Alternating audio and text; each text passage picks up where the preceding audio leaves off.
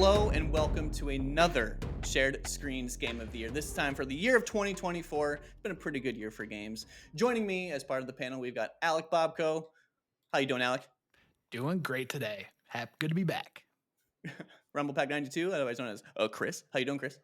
That was a horrible time to take a sip. I'm so sorry. I thought I was going to be great later. time I in thought that. it was going to be later on the list. Hey, on my screen, it's Alec, Chris, Josh, Jordan. So Josh and Jordan are also here. Hello. What up? So, like we did last year, we have all submitted our top 5 lists, and I have tabulated the points.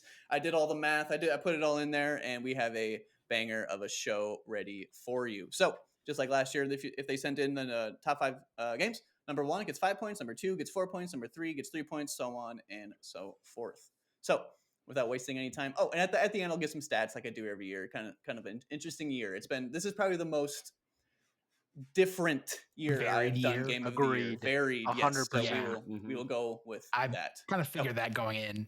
Yeah, exactly. Yeah, it's always fun going into these because like a lot of us tend to play a lot of the same games, and so going into GOTY, it's like you have an idea of what's going to be on the list, just not the order. This year, I'm sitting here, I'm like, I don't even know what's on it. Yep. That's a good point. You know, I like this small discussion. Is there anything else we want to do right at the top? Do you have any guesses? Do you have anything you want to share about the year of 2024? Anyone?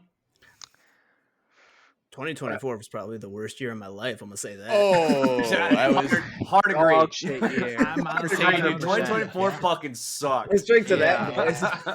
I was say I like this conversation, and then it went straight down the shitter. All right, love that. All right, You're the one who wanted to start a conversation. it's my fault. It's my fault. But I liked where it was say, going. I liked where it was going. I'll bring it back. Don't worry. I'll bring it back. I was wrong. I don't know what to tell you. Very, very, very shitty year. Personally, didn't play a lot of games, partially because of those reasons. So I only really played 6. So I did want to give like an honorable mention from now, if that was cool. Because it was the one game that didn't make my list. It was the 6th game I played, and that was Dungeons of Hindenburg. Not by any means what I would call a bad game. Not a 10 out of 10, but very unique. I think I would have liked it to be more combat heavy but it has a sim aspect to it, and so you could choose to step away from combat, but you will. There's both positives and negatives to that. Really unique. I really like the dungeon designs. I'm honestly excited to see what a sequel to that could look like. Yeah, that didn't quite make my list because I didn't finish it, but it was a game like it was pitched to me as a Zelda game meets Persona, and I'm like, that is literally me. Like that is just a game made that's for got me. Al written all over it. So literally. I need to get back to it, but I absolutely loved it. It's like a very watered down Persona because like you can actually see like, oh, if I hang out with this person, I get this ability. I kind of like that though, if I'm being honest. Exactly, like just spell it out for me. Very Fire Emblem.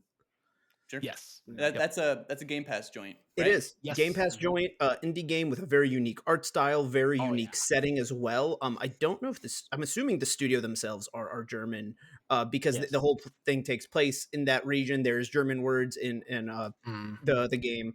So just shout out to Dungeons of Hindenburg, game that just kind of in a year this good, I feel like didn't get the spotlight. I do feel like that's the epitome of an honorable mention because like that's a game I feel like we all at least heard of and we're like, oh, it looks interesting. Maybe not for us, but here we are. So okay, we're starting the damn thing. Coming in, let's go at number 5. This was supposed to go to someone else, but it's okay. I'll take care of it. Coming in at number 5, we have Dragon Age Veilguard. Hey! Number 5. I was a little nervous because Chris kind of not really called that before we started recording, but he's at Inquisition, so it's fine. We're all good. Yep. That's true. I did drop the wrong game. Has anyone played Dragon Age Veilguard and would like to speak on that? If not, I've not. I haven't. It's me. I want to, but I haven't. Austin Power Hour. So this, I got it. I played this game. I put it as my number 3. Tell me about it. Number 3 on my list is Dragon Age Veilguard. Might be 4 actually. I lied. Doesn't matter.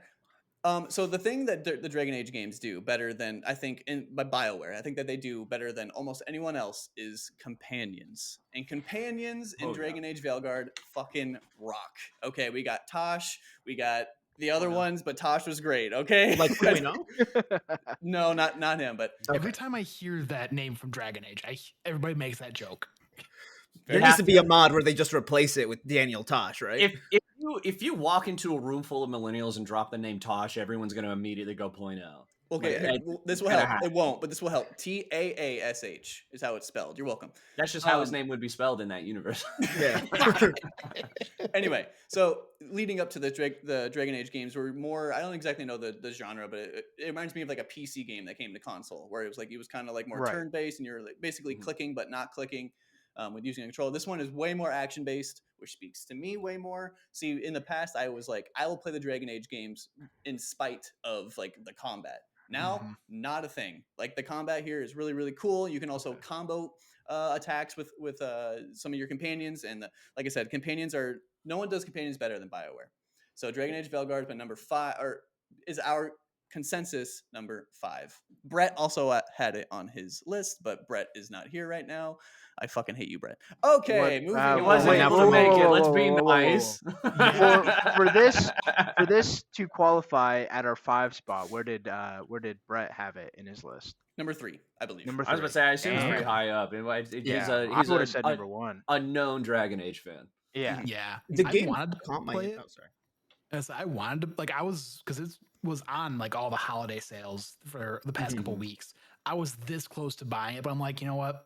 I don't quite want to dig into this because there's a lot of games coming out in February. And I don't want to RPG myself out. Right. Fair enough. So I'm just at this point, I'm just waiting until it comes to EA Play and Game Pass Ultimate.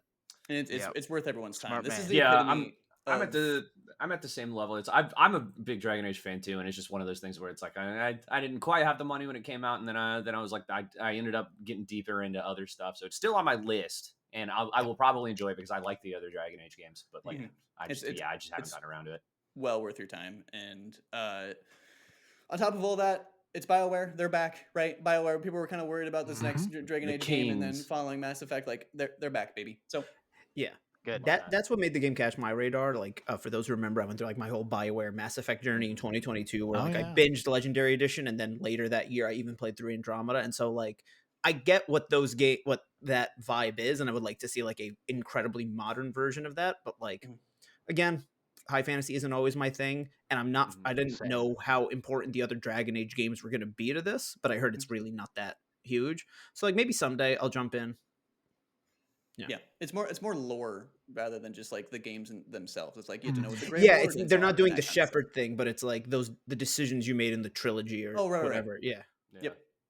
So, and I've said it in the past on like other podcasts where like to me like the epitome of a video game is kind of like Crash Bandicoot, where it's just like a random creature doing random fun stuff. This is the epitome of like a modern video game to me. It has moments I'll remember forever. It has really dope boss fights. It has really dope character moments.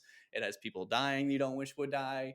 I only lost one person. I'm pretty proud of that. But I only lost one person, and it was my romance option. So I'm Fuck.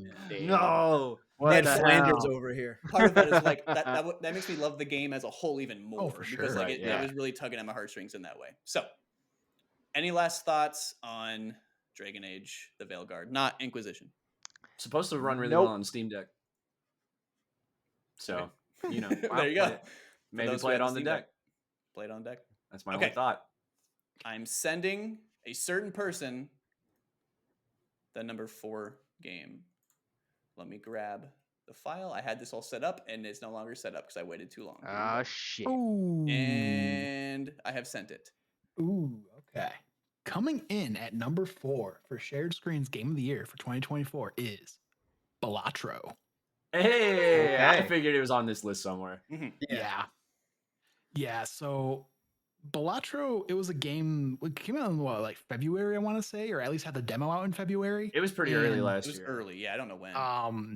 And this is just one of those games that even the demo got me. Like I think just for the demo, I had maybe like 5 to 10 hours in, and it was what the demo only gave you a couple of decks to play with and a limited amount of jokers. Yeah. But it's basically a poker roguelike. And even if you don't like poker, you can get into this game because like what I've been telling people is that if you know how to play Yahtzee, you can play Balatro. That's exactly what I say as well. Thank you for doubling down on that. Yeah. 'Cause I've had Vindicating. people say like, Huh. yeah, exactly. People have been like, no, I don't. That's not. It is how it works. Okay, it is. It totally is. Yeah, it's Yahtzee. If you know Yahtzee, you can play Balatro. Yep. And it just And took even if you over don't, you my can learn life. real fast. Exactly. Yeah, it's not complicated. Yeah, I feel like so it was less than a month ago. I put in our Discord, that I had 3 months of Apple Arcade I didn't know about, and I downloaded Balatro, and this Balatro thing's pretty good, man. Like, even though I've been hearing people talk about it all year. Like, Yeah. damn, like, no wonder it oh, got 12 game awards or whatever straight the up, fuck. I am like just in bed every night, hours just playing this thing. yeah. It is insane, and like, I'm not saying that, like, now I feel like it's good that I know poker hands because of this game. Like, now if I did ever need to just like have a game with friends, like, just be like, oh, I know how to play poker. It's like, okay, now I get like the general concept, and I Picking can it at least. up on Apple Arcade is a dangerous game, let me tell you. I have it on Steam, so I can play it on deck, and the knowledge that it would be available on my pocket or in my pocket at any time of the day is horrifying. I would See, never get anything done. I did buy it because I have an Android, so I had to buy it for the $10. But I'm happy to give it because it's just a single guy that made this game. Yeah. Which is insane. Really? Yeah, Wow. one solo developer, and he put it out on mobile eventually, and it's been blowing up. Like, the only reason I don't play it on my phone more is just because tiny screen.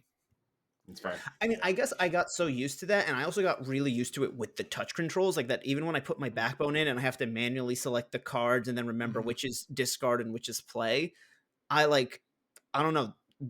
When you start playing You it can with use touch touchscreen controls. on the Steam Deck if you play it on Steam. Oh, true. The only thing that sucks is that there's no crossplay between the Steam or console versions and the mobile version. Yeah. Yeah. No, But- definitely wish that it had that. Good Yeah, ass game.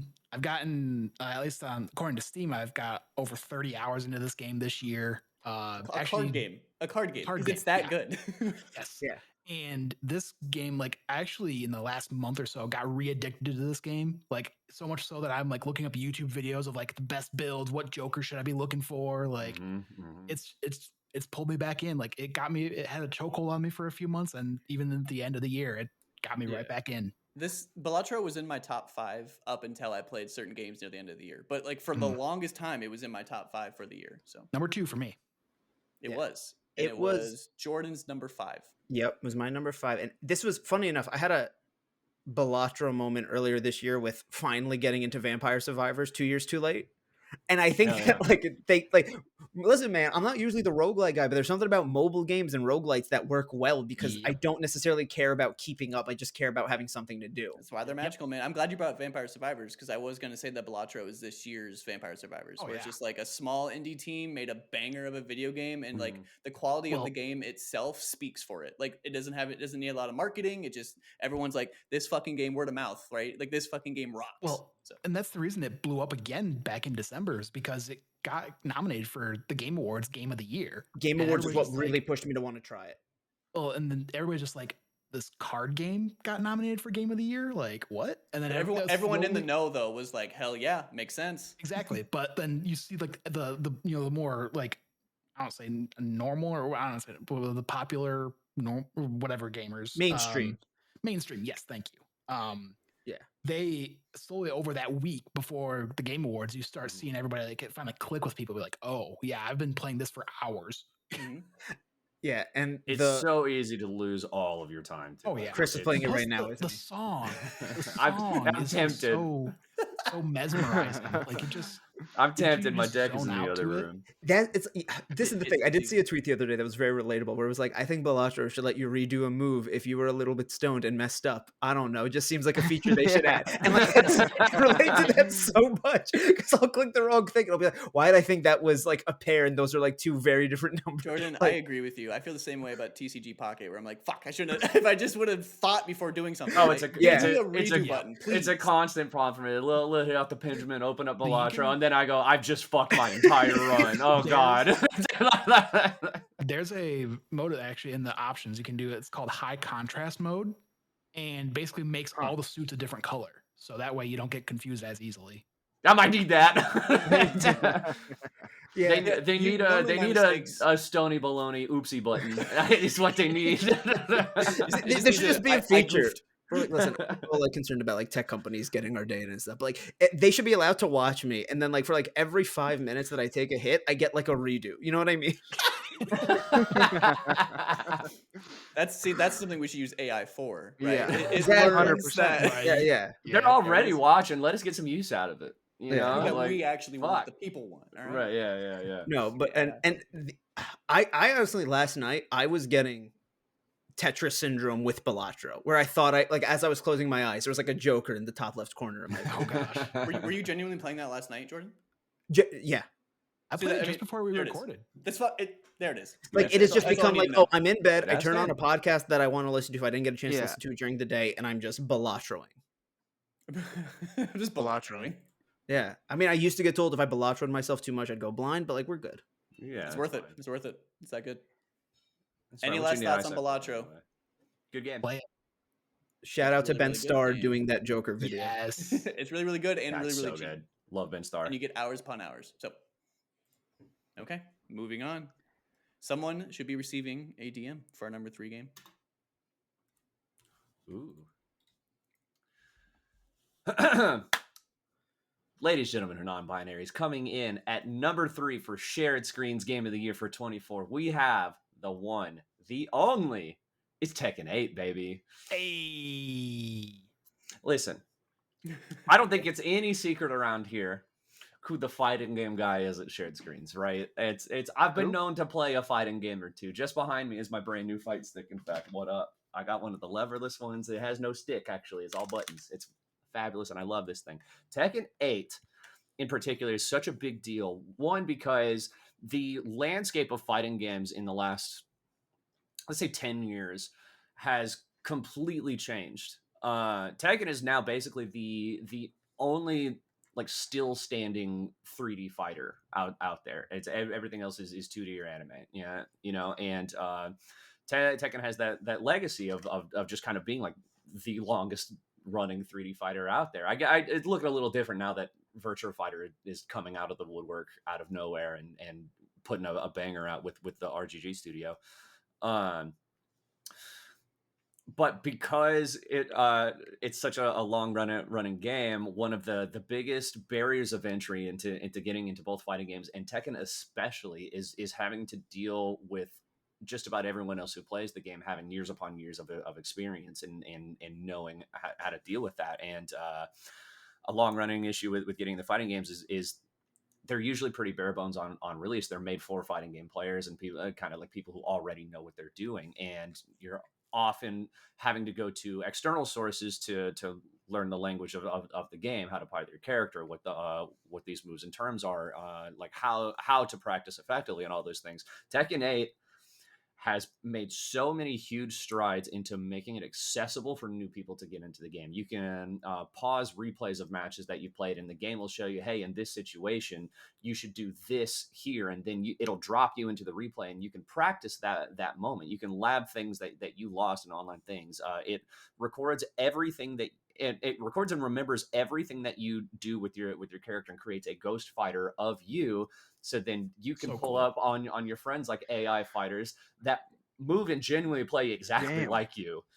And you can do that. And you can do that with pros and all this other stuff. There's lengthy tutorials, and something that I think is often lacking in most fighting games outside of Mortal Kombat is that it also has a fucking banger single player yes. campaign. Like genuinely, the game is worth picking up just for the story Yes. alone. And as somebody that because this was my first Tekken game I picked up. Even as somebody that this is the first time I'm walking into a Tekken game, like I think I might have watched like IGN's like video of like the story so far, kind of a thing, just to catch It's up. ridiculous. It is, but this story, it's just just like over the top crazy stories. Yeah, if like comparing like. If you were to take like say the lore and story of like Street Fighter and be like, oh yeah, this shit is anime as hell, and then you look at the story for Tekken, it's WWE. It's over the top, stupid, dude. and insane. It's so cool. That's wild. Got people throwing people into volcanoes. Hey, Hachi has died 4 times across the series. Yeah. In Tekken 6, they strapped him to a rocket and sent him into space, and he survived and came back. Like he's I here. think He the died plot at point the end in of last 7. Fast and the Furious movie. Kazuya dropped him into a volcano at the end of 7, and then he showed up at Tekken 8, and he's like, you think that can kill me? What are you, fucking stupid? Like, it's absolutely insane. It's just everything that Tekken is doing in terms of being a modern, accessible fighting game, Tekken is doing right. I didn't even touch on the special style, and I figure Al Special would probably style. have more Yeah. words to say on that. Which is the idea is that you can in mid match you just press a button and then it sets auto combos to all of your buttons, and those change kind of depending on the character or whether you activate like the new heat mechanic in it, which is also really a cool thing, which helped push Tekken 7 from being like really defense heavy into Tekken 8, like kind of like the mechanics are built around being more aggressive and constantly pushing, and it makes Which is matches fast and exciting. But like what I love. anyone can jump in now with the special style button and mash buttons and have like optimized combos and be able to hang with their Oh, competitive shit. friends. Bo and I constantly talk about how fucking rough Al is to play against when he's on that special style Victor, man, because it's like you mess up once and Al's gonna hit you in the face with a fucking optimal combo, and it's just like, god damn, you had to be on it. Well, again, like what you were saying, how Tekken 8 they made it more aggressive. It's like that's how I love to play fighting games. It's like I don't block. I just go for it. Just You should block. button mash. So like sometimes. I know. Fuck block. You be you, Alec. It's just like Mario Kart. You know, you just always gas, never break. Never break. Who breaks?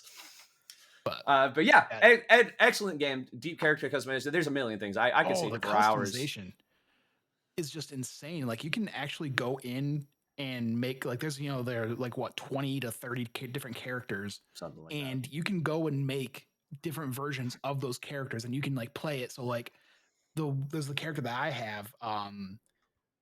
His name's Victor, one of the character I played the most of, and he's like this cyber ninja spy, like James Bond kind of dude. Has a cool like cyber sword.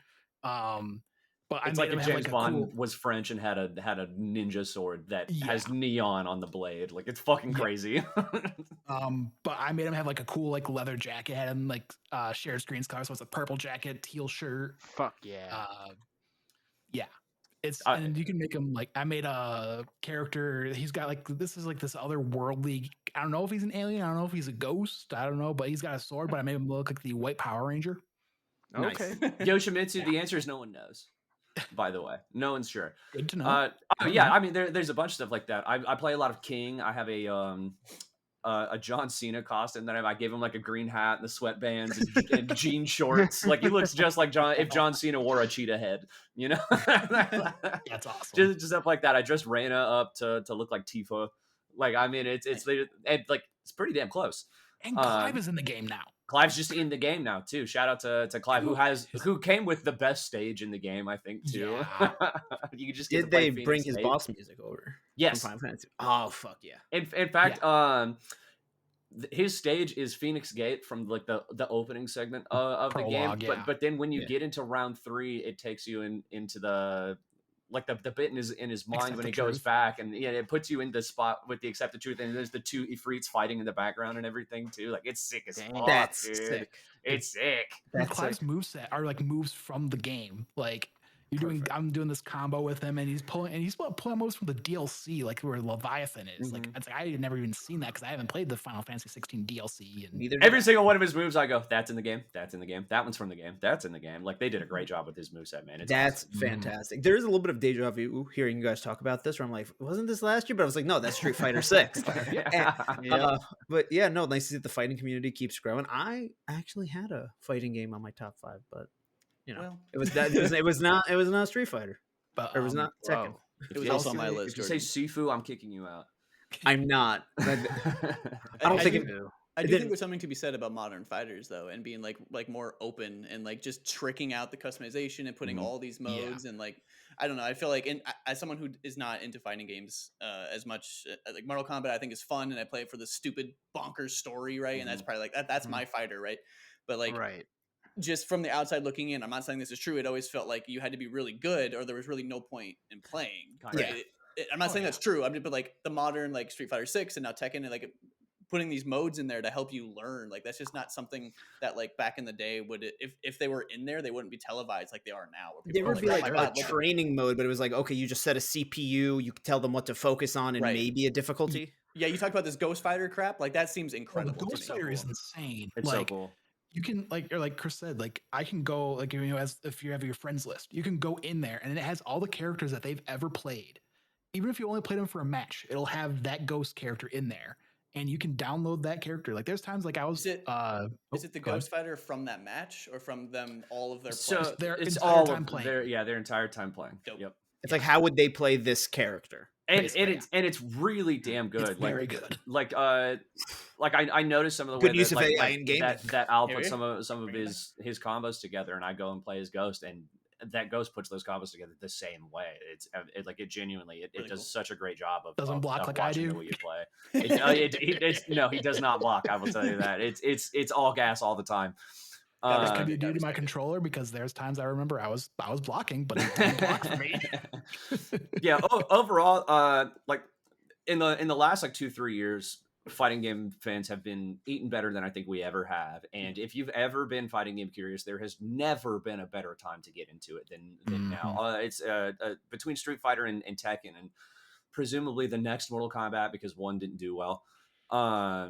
There's so many tools within it now to be able to learn and get comfortable, and so many ways to approach it that it's just there's never been a better time. Like, And do not sleep on fighting games. I promise you, they are not as Mhm. hard as they look. Yep. If all you fuckers can sit around and play Valorant and League of Legends, you can learn fighting games. Yeah.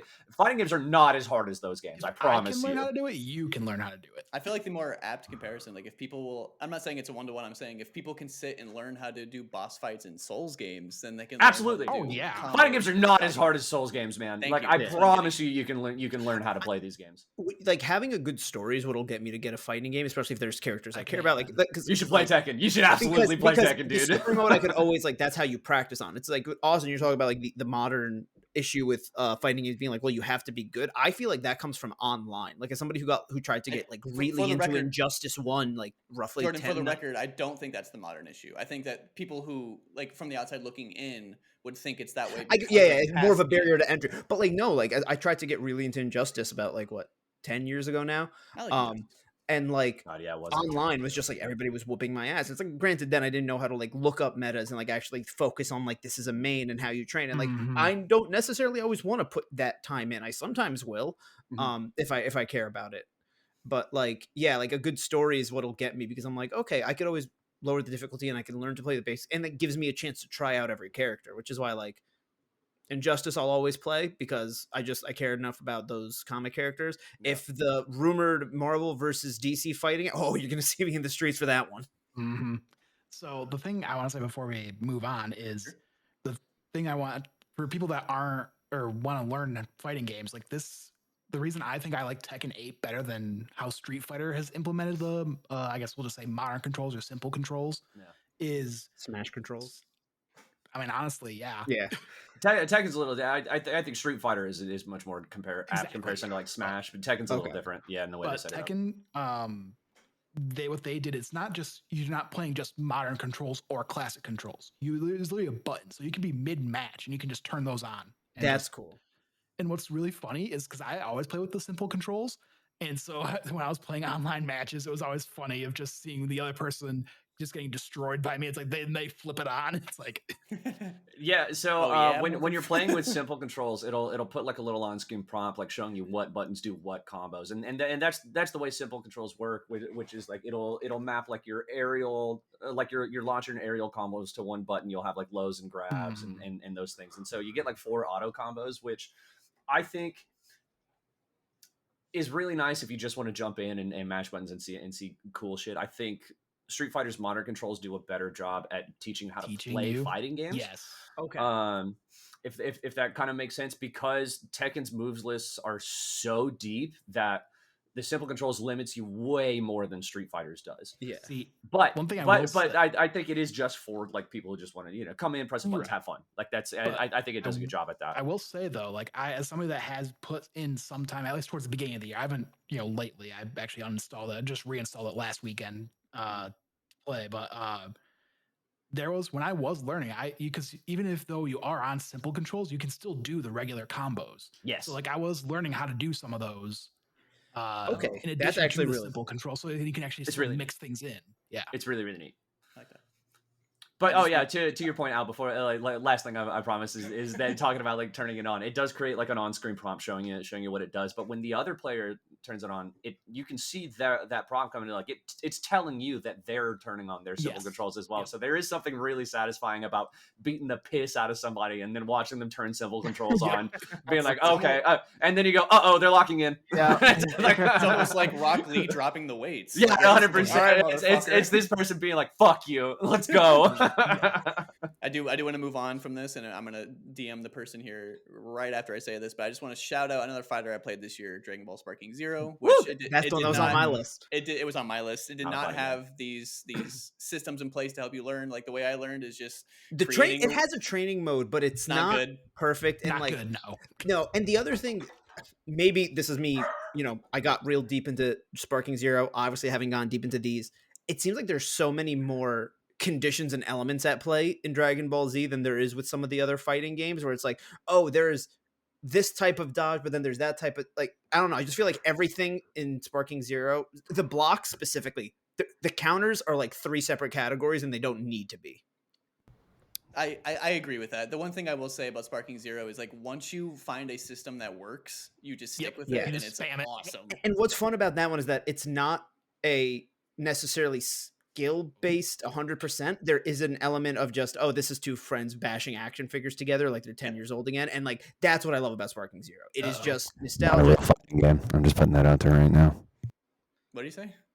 Not a real fighting game. I it's okay. love Sparking Zero. Not a fucking fighting game. Yeah. But see, It's probably why I love it, if I'm being honest. To be completely fair. Okay, moving on from our number 3 game being Tekken 8. I am DMing someone right now. Whoa. I wonder who got it.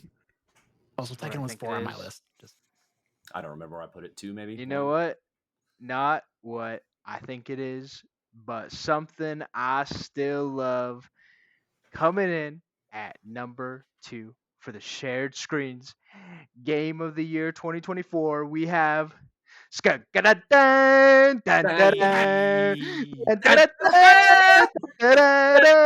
no fucking way. dude. Yeah. That's wild. It wasn't Punching- even on mine. Wasn't on mine Punching anywhere. Nazis has never felt fucking better, dude. number 10 on my list. Uncharted 1. Man, what a fucking love letter to the Indiana Jones IP this game is. The whole opening, recreating the opening of the first movie Yeah. to the fucking T. It's The fucking perfect. T. It's perfect. It's Yeah. And you it's get to like perfect. play the puzzles. Like that's the coolest part. It's so sick. literally. Yeah. It's incredible, and that the game carries that momentum and definitely just oozes the sauce that is Indiana Jones. And I'm gonna say something controversial right now. Go for it. Hot take. I'm gonna get in hot water for this one. But since Lucasfilm has followed in the Marvel footstep, they've left their ex-abusive publisher and they've made Lucasfilm games and just hand their IPs out to the most qualified studios. Mhm, mhm. This is the best Lucasfilms game we've gotten to date. Ooh. And I know there's the Jedi series, Outlaws. I like Outlaws, but this is the one that just has that fucking sauce. Yeah. That Yeah. just like is the best adaptation of the IP. This game. Because it there's that Nobody that meme would've- that's been going around, right? Of like, IGN's review of Spider-Man back in the day, and it became like Yeah. a thing. It was like, makes you feel like Spider-Man, makes you feel like that. Here's the thing. Yeah. You genuinely feel like Indiana Jones. in Yeah. this game.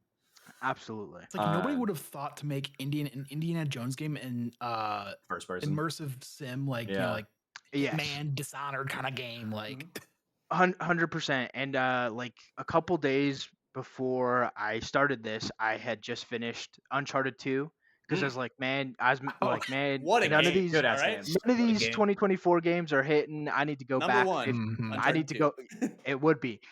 I need to go back and play something that just has that fucking sauce. And then I finished that, and then like the next night I was like, all right, let's try this Indiana Jones game. And although there's like elements of that in the writing, like it definitely does come full circle where Indiana Jones. Full great circle where Indiana Jones inspired Uncharted, and now Uncharted has inspired this game. But for them to also take certain elements, but then be like, you know what, we're doing our own thing is incredible. The Yep. fact that it's all in first person and it's slow and methodical, and you just spend like I think I spent like 8 hours before I left the first mission because I Same. just wanted to do Oh, yeah. every single The field Vatican City. mission, every Yep. single Yeah. every single mystery, like everything. And I'm sitting there. I don't want to Google anything. I want to be like, let me get the pieces. Let me reread these notes. Let me do all this shit and just solve it myself. It's Especially incredible. because the puzzle design I think is so interesting because so many of these like adventure style kind of games do kind of push you towards the solution, whereas Indiana Jones says, "Fucking figure it out." Like you Yeah, do it, so you know. But they do it in a way where it's not just that. Like there Yeah. are certain so there are certain design principles where like I can go on a soapbox about that I fucking hate about Indiana Jones, but the puzzles are not one of them. The puzzles I think are probably the most well done puzzles in a game that I've had in like ever. Maybe. Agreed. Also, I will say the one puzzle I think I did have to look up was the one where you had to like unsolve or what's the where you have like the dials and you have to like find the letters and the code I don't think I'm Oh, on the yeah, ship. yeah. Like I could not figure that out for the life of me. Alec, I'm right there with you for one reason. I didn't see the thing at the top of the fucking typewriter that Yeah. it shows something. I don't remember Yeah. exactly how that makes sense, but literally the way I play my games, that one is my Xbox is in my living room, and there's a glare on my screen, and it was Oh, no. perfectly on the top of the typewriter. Damn. So I didn't Yeah, think there was speaking of anything glares. there, and I'm like, y'all, I can't do it. And Yeah. then Yeah. hours had passed. The And then sun the had glare, set. the glare moved, and I said, "Son of a bitch." That's so good. Yeah. I This one didn't end up on my list for the only reason that I'm not finished with it yet, and I didn't feel great about putting something on like that to my top games of the year that I'm not Yeah. done with. I do agree it is probably one of the best games that has come out in the last year. I think it. I mean, if you're gonna make a video game about punching fascists in the face, Machine Games is obviously Yeah. the best Yes. the best studio out there to do it. Having done the Wolfenstein series, Yeah. but it also it has that pulpy 80s adventure saw. It's like I don't know how else to describe It's the sauce. describe it. I mean it's the bad guys are comical and the hit effects sound kind of Sound outdated. incredible, dude. The whip crack and the ba ba afterward. Yeah. It's They so all wait in good. line for you to punch them because you're Indiana Jones. You know, Yeah. you know what I mean? Like it's such a good. I like somebody. One of you two described it as like an Indiana Jones like immersive sim basically, and I really Yeah. think that is the best way to describe it. It's not really like a first person shooter. It's an No. Indiana Jones simulator is what it is. Yeah. To the And- extent Yep. where you have a gun. I forgot that you I have rarely a gun. use it. Oh, dude, I There's got a to couple boss Egypt. fights I had to pull it out, but yeah. Yeah. I got to Egypt and all the Nazis came out with guns. I'm like, all right, like if I like last resort type of Yep, thing. But same. yeah, like I love the Wolfenstein reboot, and I love that yeah. like rip and tear mentality of Doom. But for them to like take a step back with it, Yep. all the punches are gonna like have weight to them. And like we said, the sim element to it. And another go-to game I played this year that would make my top 10 is Alien Isolation. Mm. And in Alien Isolation, like it's not just tap X do this thing. It's hold left trigger, move the analog, and you do it with the character. And Indiana Jones is the exact same way. It's not Yeah. just tap X to move the spider webs, and you do like it's It's grab, like you hold it, you're moving the pull, stick, yeah. you hold that moving Yep. in the stick. Yeah, and it's just like that you're making every action that Indy takes. Exactly, and that extra level of immersion is something I never knew I wanted out of the Indiana Jones IP. I was just like, he's cool, he gets treasures, he runs away from big Right. boulders, he's at Josh, Disneyland. It's I incredible. totally agree because at the beginning of the game, you do like that swipe away or like to open a door or something. I'm like, I don't fucking need that. Stop doing that. But the more you do it, you're like, all right, I might have I see needed it, that. I'm into it. Pulls you Yeah. into the game. Like when you're in Vatican City and because I mean I'll say that because that's the first thing in the game. Like Yeah. you're running through the city, and one thing I didn't realize is there's like disguises you can have. Like Yep. I didn't realize that was gonna be a thing. So like you're running around as a priest and I only used that twice, which might be why I had a lot of trouble Oh, no. with this No, game. it's one of my Yes. favorite things getting into trouble as Indy, and then I run around a corner real fast. I change costumes, I come back out, and they're Yeah. like, "Where'd he Yeah. go?" Yeah. Like- because I didn't know this, but there's this in the first area. There's this one spot where you can only get into it by jumping down this crazy pit, and there's just right. like 4 or 5 guys in there, and you just fight them. And if you beat them all, you find like the enemy's like disguise, so you can just walk Yeah, around in their 100%. territory. And it 100%. makes so many missions in that area so much easier. I was going to all their little camps and like infiltrating, getting what I needed, and then I got the outfit, and I just how's it walk going? around. It just Yep. walked Hey straight there, through. Paul. How you doing? Hi, Steve. How's it Basically, going? yeah. So, Literally. I love the Uncharted games. I like adventure games. I know Uncharted was very inspired by Indiana Jones, and that like it's the same, vibes, right? Yeah. I don't have that nostalgia for Indiana Jones. I watched it for the first time at a drive-through 4-ish years ago, and it was just the first and the third. I still have never seen Temple of Doom, and at drive-ins you one. don't pay attention as much. Would you still recommend that somebody like that pick up this game and play it? Yes, absolutely. Yeah. I am not a fan of Indiana Jones. I've seen them all. I think they're good movies, but I never thought about them again. And then this coming to Game Pass, I was like, hey, a Game Pass game. Yeah. And it's like a big budget one, right? Machine Games are like Oh, yeah. Wolfenstein. Honestly, like take all that away, just playing an Indiana Jones game. Like I was into the story. I was into where it was taking 100%. me. And then even I knew what that opening 10 minutes, right? Is that like Yeah. recreation? Even I was like, oh, this is special. And I don't have that attachment to it. So 100%. And the big thing I have to give a shout out to is fucking Troy Baker. Yes. Yeah, Like dude. what an He incredible just performance. loses himself in this role. Like there's so many times I'm like, oh, this is Harrison. Like Yeah. I'm like, oh, they fucking got the DeLorean from Back to the Future, went back to 77, picked up Harrison Ford and put him in the booth. No, that's just fucking Troy Baker with that sauce. It's Part of such me an incredible wishes they performance. never- I'm sorry, go ahead.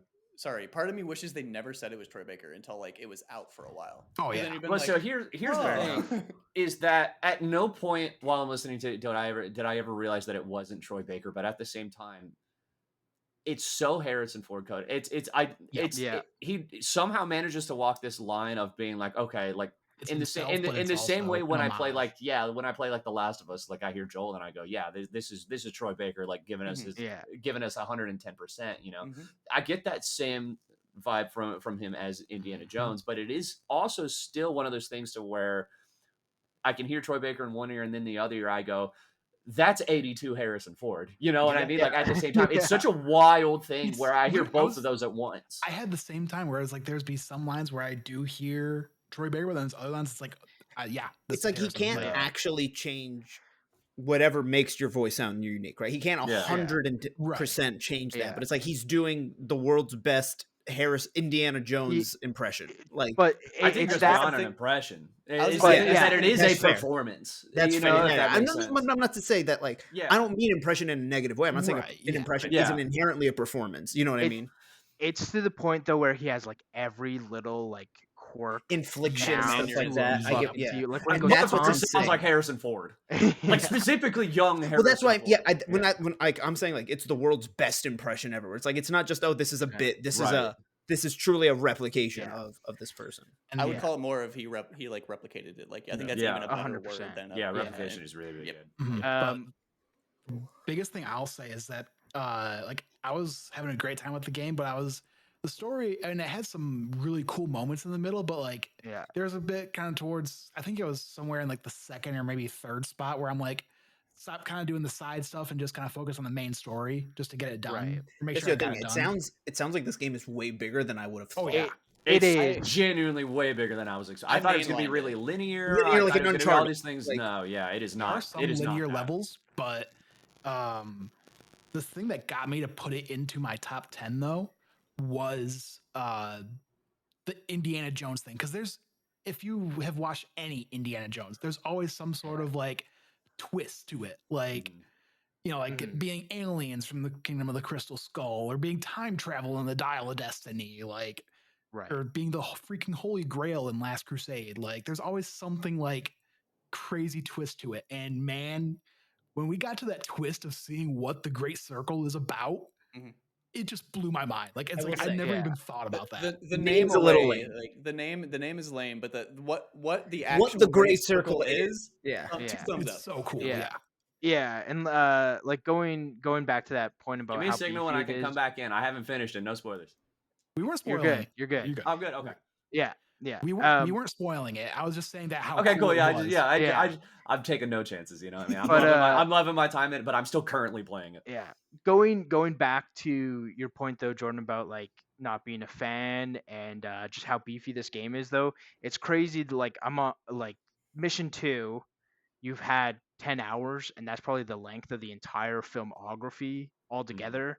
But you're Mhm. on like the second mission, so for them to like have their time to be able to sit there and cook and develop the story, I think that's what does it. Now that would probably be where I'm like, yeah, you know what, like you don't need prior knowledge. Like there's a couple name drops here and there, but Yeah, other than but Yeah. that, it is and go straight into it. And it's something is that didn't make it into any of like the marketing or promotion or anything of it. Is that I was kind of expecting like a first person Uncharted experience, and in some ways it is Yeah. that. But what I wasn't expecting and was very pleasantly surprised is that it is still a linear game. You're going from point A to point B, but it'll drop you into these areas. I think we've talked about like the Vatican City early on because that's like one of the first where it'll give you your goal, you'll go out and do it, but then you realize it's this huge thing that is so layered and deep and complex, and there's so many of those throughout the course of the game to where you can so easily just end up doing something completely unrelated to what you'd originally come Yep. in to do.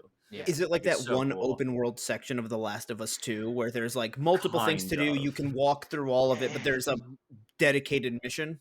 Yeah. Kind of, yeah. Mhm. Yeah, Okay. especially I the would way say that, that, like, but like dialed up to 11 because Oh, boy, yeah. boy is the game Yeah, dense. expand into a game. Yeah. like especially the fact that it's like very journal and map focused, where Mhm. you're opening the map Yeah. and then you're looking through your objectives, seeing what pieces of the puzzles you've already collected, what you still have left, and And you'll dude, find something on one side of the map, and then it'll correlate to exactly. something over here, and then while you're over Yeah. here, you find something that goes down here. Like, it's cool. Yeah, Is it Those- intended to be canon as well?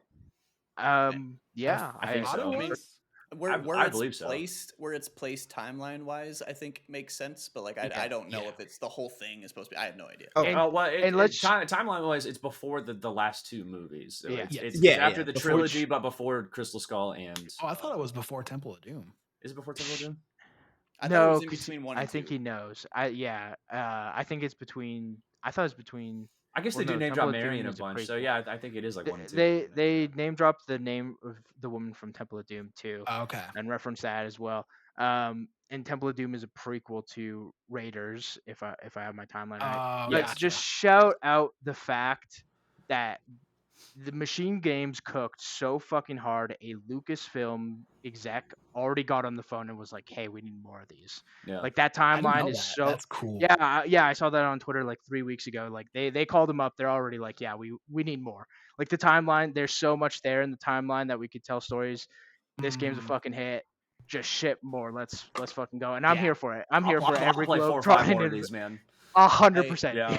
As someone who did not have it on his top 5 and had issues with the game, like there are so many genuinely special things about that game that I am heavily looking forward to if there is another one. Like holy crap, Yeah. that might be top of my It's list. On my it's list. really Yeah. really unique, and in a time period where we are getting a lot of like games that are and really just things in general that are based on already existing properties and not being super willing to kind of break the mold on what that can look like in the video game space. I think Indiana Yeah. Jones, there's always the question of like, oh, is it like this? Is it like that? Is it kind of like this? And really, it's its own thing, Which is Um, good.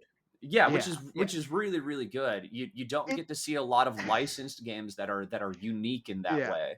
It's also it's its own thing, but it has the foundation of the Lucasfilm sauce to where like Yeah. you get Yes. the John Williams-esque music starting to hit, and you're like, Oh. it's The score is it's very sim- good. Yeah, Let me- it's similar to playing like Jedi Survivor, and this like Mhm. Star Wars-esque score hits, and you're like, Dude, dude, like I'm me transported right into the Tell world. you, like, because Who was the there's points composer? when you're going through the the catacombs and whatnot, or like some ancient ruins, and you just get the little doo-doo-doo-doo, like you just Dude, the little piano thing, and it's like, oh my god, yes. like it just Yes. puts you into that And then- moment, In that like world. And then 2 seconds later, you can go and like Hitman style, just kill someone with a freaking I don't Dude. know, like a stick. So you shout guys out keep to mentioning Go ahead, Chris. Oh, I was going to say, we were talking about the score. Shout out to Gordy Hobb, who is the composer for that, who Yes. also Yeah. has worked on Jedi Survivor, Fallen Order, Star Wars Squadrons, Yeah. Battlefront, Halo Hey. Wars. The next John Williams, man. Honestly. if they say, hey, do your John Williams impression, this guy fucking He's nails on it. it. He's the Troy Oh, yeah. Baker. He's on it, man. I was gonna say though, like you guys Got it. keep mentioning Hitman, and like Chris, you talked about like the existing IP thing. Like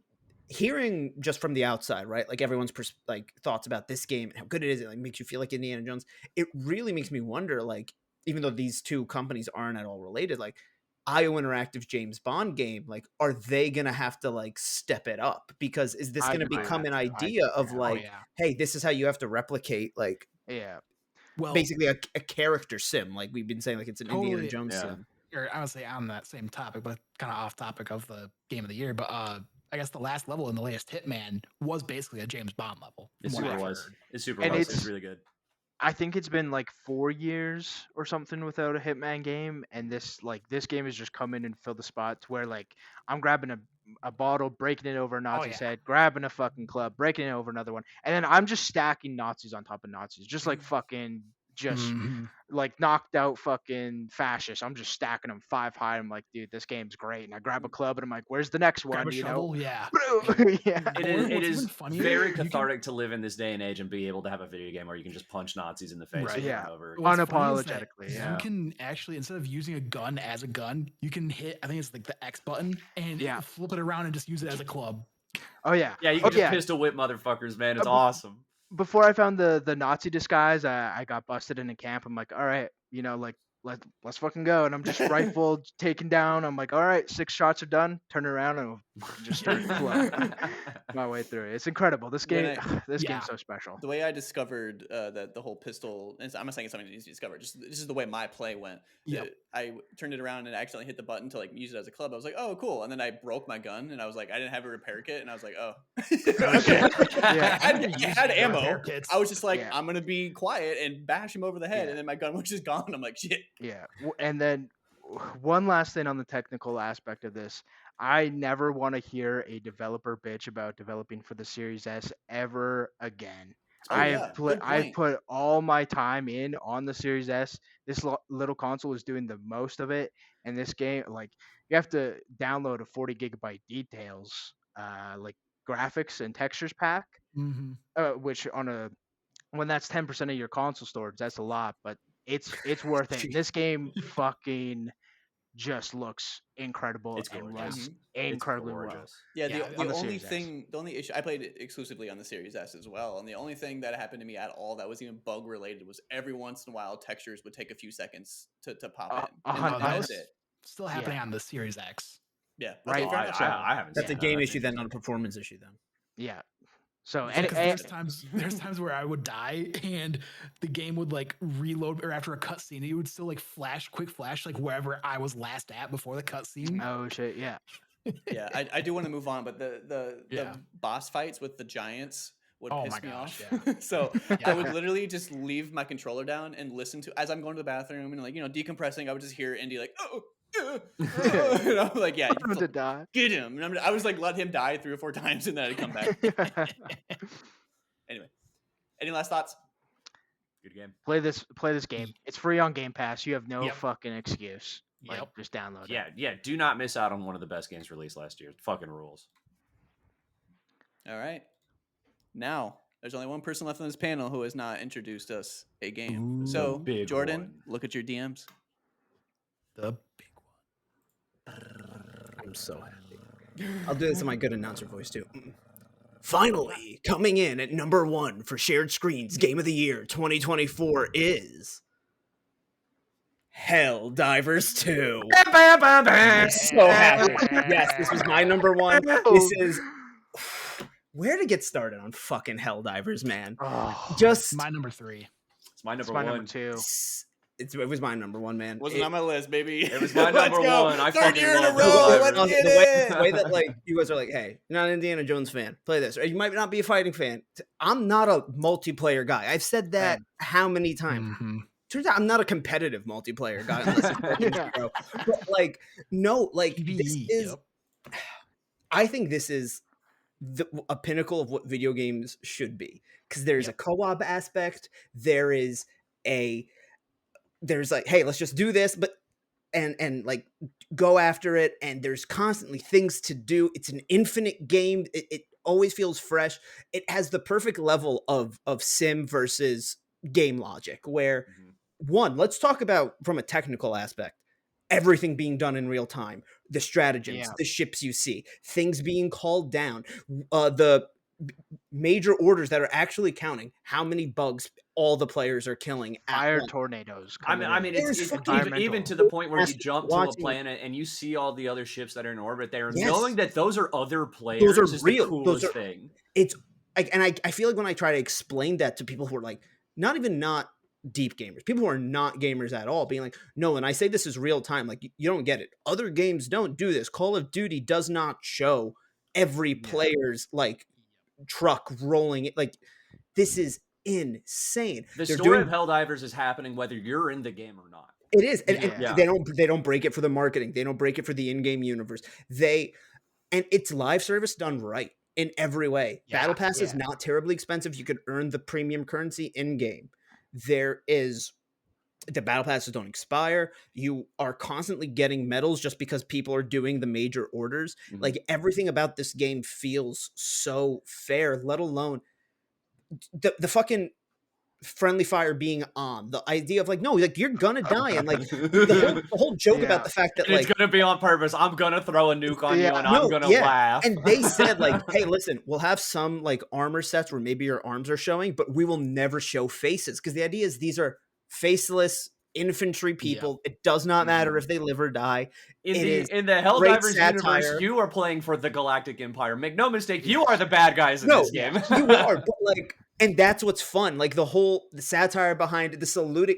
I fucking sent a thing the other day. Every time I did a raise the flag mission, I would, as a joke, do the salute, because I don't tend to buy emotes, only to find out that it actually makes the flag raise faster when you salute It does. It really does. Like, come on, this is the perfect game, man. I'm not sorry for all thought the of more everything. infantry turrets I put out, because those are the best in the game. I will never apologize for my turret. No, Sometimes you gotta Don't stand in front of kill it, a you friend, bitch. man. It happens. Yeah. I don't apologize for my friendly fire. Just know if I hit you, it's fair game to hit me back and kill me. Yep. But we're going banned for fucking banned, dude. To the point where I'm dropping a 500 kilogram on your Absolutely. fucking ass, dude. Or Fuck the you. orbital laser. I'll never apologize. Don't get in front of me. Yeah. Like, you know, if I kill you, that's your fucking fault. And there's also the mistakes you made. Like the other day, I was playing with Josh in front of the show, Aaron Roots, and like I thought I had switched to one of my weapons, and I didn't. Like the button clicked in and register, so I still had my grenade. I throw a grenade 2 inches from me, and I just blow up. Like, and I'm laughing at it. Like, The it's amount of times you just throw grenades Yeah. in this game Oh, without yeah. thinking about it. and I have impact, so it's not even like I have a 5-second thing to run. It's just Oh like, no, no, don't yeah. do it. yeah. As someone who hasn't played, I do want to. Is it something I can jump in like right now and do you feel like Please I do. haven't missed anything? Absolutely. Yeah. Well, I haven't bought the game yet. I probably will eventually. My second thing is, you're dying a lot, right? Oh Yeah. yeah. That's kind of part of the charm. How is the respawn? So the Well, it's got its own respawns mechanic. are, if you're playing, let's say, a solo mission, which I will say, one thing I do wish they'd add would be like the idea of like a spec ops missions where whatever horrible thing this government's doing is so bad that they only want to trust one person with it. So let's say it's like a 3-level building that is designed for like a single player campaign. Right. Like when you do that, it's automatic. But when you're playing with other people, they physically have to call in a respawn, Mhm. and it throws your pod down. And if you get to a point where you Mhm. run out because you get 5 per player, or you run out of time, you then have to wait like a minute and a half before you can even get one. Whereas So- like normally, if 4 of us are playing together and 3 of us are dead, you call in one respawn. That's all 3 players. So And- to kind of put this in perspective, in a similar way that Destiny did, Respawn and Helldivers is part of the canon, to where it's like you are the faceless empire of this galaxy. So when your character dies, they dead. When you're respawning, you're just another soldier getting sent Yeah. into the grinder. Yeah. Yeah. To the point, which is why I love to play with random character voices, because it sells the Yep. idea that this is just a new person. I was gonna say, yeah, you could do this is that. just the next man in It line. is fun playing with randos who are maybe more Helldivers fan than mainstream gamers, or want, because like I feel like every time I play with friends, it's 4 Yuri Lowenthals because everybody loves Yeah. Spider-Man so Yeah, much. Yeah. I do think, as someone who, again, I didn't play and was on the outside looking in, this took over the internet too. Oh, Like yeah. this, Oh, like the yeah. way this Oh, the launched, the way memes they supported it, like it was a moment. Dude, I remember back in February telling Alec like I wanted to plan a whole bit, and then it got someone else on TikTok had already done the exact same thing where I wanted to go behind a green screen, put myself in front of Congress, and write a whole speech with analogies to like the real government system, but like game. Like I was gonna call like Neil Yeah. Druckmann like Speaker of the House or something, Right. like, and like just beg for them to put it on Xbox because we need their help, and say like how they helped us fight the locusts in Left 4 Dead, or in Gears of War and zombies in Left 4 Dead. Like they know this type of warfare, like. Not breaking character is the best part about it, Mhm. especially if we all remember that it is satire. I mean, you couldn't go anywhere on the internet like the first like 4 months after launch, where if you wanted to try and talk about the game like objectively, people would just come in and be like, that Super sounds early. like Yeah. that sounds like traitor talk to me. Yeah, you yeah, know, no. It's- There was and I'm someone like, who I mean, actually took the time to read the lore and found out that like the bugs need to be killed because it's like their corpses Mhm. can be used for fuel. So the government's like Oh shit. breeding them and dropping them on these planets. And Yeah. somebody was like, "Hey, I actually read the lore," and people are like, "You're a fucking communist." Like, yeah, don't say yeah, this shit. absolutely. Like, how you're a fucking dare- traitor. what the hell's wrong with you? Yeah. It's like I'm gonna turn you into Super Command for that kind of Yeah. We talk. all get to act like that one uncle of ours on Facebook, but like as a joke. I So, It's so, funny. so I- humor me. Everyone, raise your Yeah. hand. Humor me. Raise your hand. How many people here? Keep your hand up if you expected this to happen. Like if you expected Helldivers 2 to have this much of an impact on the industry. No, not at all. No. Exactly. Listen. Exactly. I have a very bad track record when it comes to me looking at games being like, this might be the online game for me. I was into Marvel's Avengers. I kind of got Yeah. into Gotham Knights. While I'm not online, I thought Starfield would be my forever game. Yeah. Now that got weird when I had to move in the middle of that whatever. Helldivers 2, man. I saw the memes of it from the May 23 showcase, and I was like, the vibe here is funny. And this Yeah. being online but not PvP, I'm like, I'm for this and I'm into it. And I remember the week leading up to it, forcing myself to get into it. I'd be like on breaks at work watching like random channels, Helldivers preview. That's how I found out that, and if people didn't know this about this game being like in real time, there are GMs watching individual people play rounds of this game Yep. that are deciding in the Yeah. moment whether to make it harder or easier based on how the rest of their game has went, or Yeah. will put on an event so that way it pushes you towards a certain objective or surprise. Like, Yeah. and You- Go for go it. ahead. No, I mean, I don't know. I think it was just Oh, trending. I was gonna say to kind of speak to your point though, Austin. It like I came in really late to this game, but my coworker at the time, like at like during February when it dropped, like he's a FIFA Call of Duty guy. He got into this game and he was telling me all this shit every single day. Like it broke through the mainstream, and then I eventually picked it up when it was like cheap, you know, a lot cheaper in Canada here. And I was like, this is incredible. I had the squad, Cody Kino Mega, formerly Phantom Cook, now friend of the show. He's been running me through every mission for the platinum. We've been playing with Aaron Roots, friend of the show, Jordan, Shout every out to Cody fucking and night. Aaron, Man. great guys.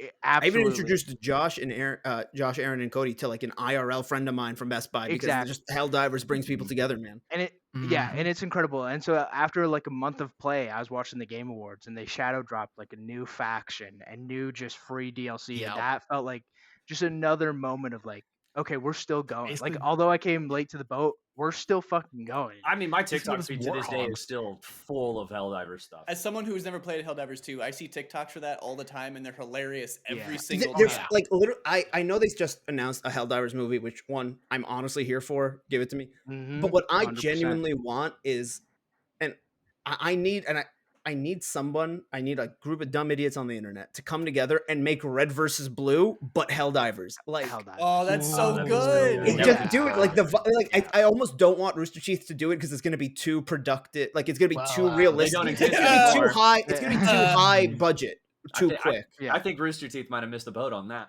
I forgot they don't Uh, exist 100%. anymore. No, My yeah, bad. they're super gone. Yeah. They're super dead. Anyway, I wouldn't want those people necessarily because I feel like that would Right. start too high budget. Like I want like the in-game camera. Yeah.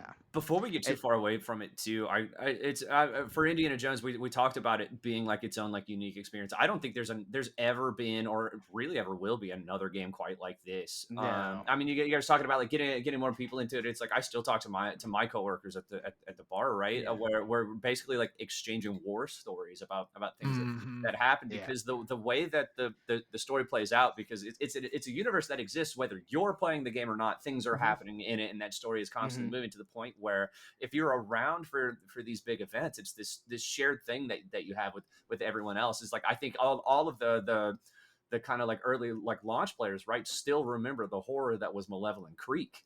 Dude, Yes. Because we went through hell, damn it, like we Yeah. liberated that Yeah. planet. It's such a cool thing that I've never seen in any other video game before. No. I think about it all the time, even when I'm not playing. No, You and know, go ahead, Josh. Oh, and like the way you talk about Call of Duty matches, like it's all the same. Like you're like, oh, I went 30-4 or whatever the fuck. Like you can say that so many times about Call of Duty matches. You like a lot of your multiplayer stories for a lot of these multiplayer games are the same. Oh, it came down to me versus a squad of 3 in Fortnite, and I cleared, and I got the victory royale. You will never have two Helldivers 2 matches that are like have the same stories. Yeah. Right. Like everything is so unique and And- generated, and just the environmental shit or the dumb shit you're doing with your friends. It's Like, all there- organic that comes out of the game, the mechanics and the way that it plays. What's right? even better though is when you have like a bug or a glitch that 100%. And For you're all there 4 sliding people as across well. the floor. Yeah. Or like what one time we had, I think because I was playing with some people in the shared screens Discord server, and the shuttle to take us out like flipped upside down, and so you had to like jump in to get into it, and like there was just hell breaking loose all around because I think we were out of revive, so we're just like telling the whoever the last person alive is just go get in. It's Those also- last minute, like you're just shooting that last bug as you dive into that pelican. And you're like, I made it. We're extracting. Yeah. Like, Yeah. These are also some of the most creative devs that I've seen for a live service thing too, to where constantly they'll kind of sneak in these things that they never publicly release otherwise, and you'll end up with these moments like I remember when people were getting into matches, and I would start seeing posts on socials where they're on like a bug planet, and they're taking photos of these things. Is like, that's a flying bug. Like, what the fuck is that? Yeah. thing? and What all yeah. the is people that? like, And hey, then, don't believe that. There's no flying bug. right, Yeah. yeah, it's You're like, lying that's to us. like traitor. Yeah, you should be. I'm gonna report you to your super commander officer or whatever. Right. But then like a week later, you'll get this new general order. It'll be like, hey, there's a new species of bug out there, and we got to go fight it. But I mean, for a week prior, everyone's looking at this and be like, what is that thing? Like, I when know. did they show Them- up? Have you guys yeah. seen this before? Is it Them just me? hinting at future updates before they officially drop for everyone. They did it with the vehicles at first, where like you'd go to the new shout out to the planet mechs, and the new yeah. planets would just have vehicles, and it's like, oh, you have to like get lucky Yeah. with it. And I Yeah, think- there was one recently where the Illuminate were in automaton territory, and it's like, this can't just be a glitch, is it? Like, why is the war? Oh yeah, map, I mean, like, even expanding just out? seeing, Like, like, you'd go to a couple of automaton planets and you could see like Illuminate ships like in orbit, like while you're on the ground. Yeah. And again, it's that same sort of thing. Everyone's looking at that like, what's happening yeah, here? are we gonna You start know? fighting 2 factions at Yeah, what once? the Like, fuck? god damn, Yeah. that would be incredible.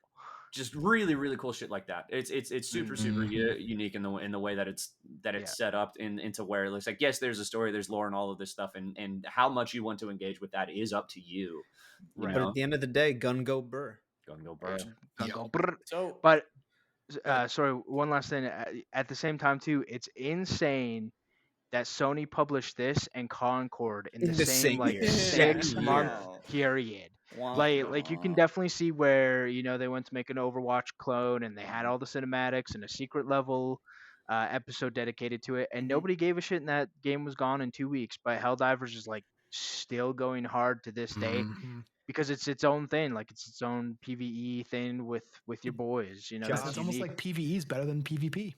100%. But honestly, Josh, you gave me the perfect segue there, because I want to talk about what all 5 games on this list had in common. Before we get there, Jordan, Oh, okay. there's something I need to announce because our number 1 game of the year happens to be a tie. No. Let me tell you, I tried to do tiebreakers. I tried to see how I can make this make any sense. I couldn't do it. I went through 3 or 4 Holy different shit. levels of tiebreakers. This to has get it. never happened in shared screen's history. Our No. number 1 game of the year is Helldivers 2 and Astrobot. Yes.